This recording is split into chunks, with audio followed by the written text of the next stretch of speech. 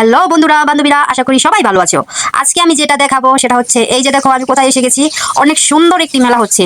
তো যারা যারা আসবে অবশ্যই চলে আসো। এই জায়গাটা আসলেই অনেক সুন্দর, তার জন্য ছোট্ট একটি ব্লগ নিয়ে নিলাম। আর আর এই ব্লগেই আমি বলবো তোমাদেরকে ঠিকানাটা, কোথায় এই মেলাটি হচ্ছে। অনেক সুন্দর একটি মেলা। আর মেলা যদি কিছু না কিনতে পারি তাহলে তো সেটা মেলায় ঘুরাই বিদা। তাই দেখলাম সবাই কেনাকাটা করছে, আমিও চলে গেলাম কিছু কেনাকাটা করতে। তো চুড়ি আমার অনেক ভালো লাগে, তাই এক মুঠ চুড়ি নিয়ে নিলাম। তো নিতে নিতে ওদিকে দেখি ওমা, ওখানে দি পাপড় ভাজা। আর পাপড় ভাজা আমাকে দেখেই সবাই খাচ্ছে, সেটা তো হবে না। আমিও চলে গেলাম পাপড় ভাজা দেখে। সেখানে ওদেরকে আমি ডাকছি, আমাকে দেখে পিছন ফিরে আছে, এদিকে ঘুরছে না। আমার ছোট ভাই ওদেরকে ডেকে দেখাচ্ছে, এই যে ডাকছে তোমাদেরকে। তো আমার মামাতো বোন সামনে গিয়ে আসলো।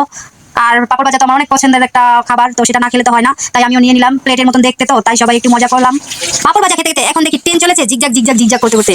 এখন তো আমার ট্রেনে উঠতে অনেক মন চাইলো, তাই আমিও ট্রেনে চলে বসলাম। সাথে আমার খালাতো ভাই আছে, তো তাকে নিয়ে আমি ট্রেনে বসলাম। আমিও চলছি জিগজাগ জিগজাগ করতে করতে। চলতে চলতে এটা কি দেখছি, আমার খালা আমার মামাতো বোনকে ফুল দিয়ে প্রপোজ করছে। এটা কি সহ্য হয় বলেন তো? আমিও দৌড়ে চলে গেলাম ফুল নেওয়ার জন্য। ফুল দেখলে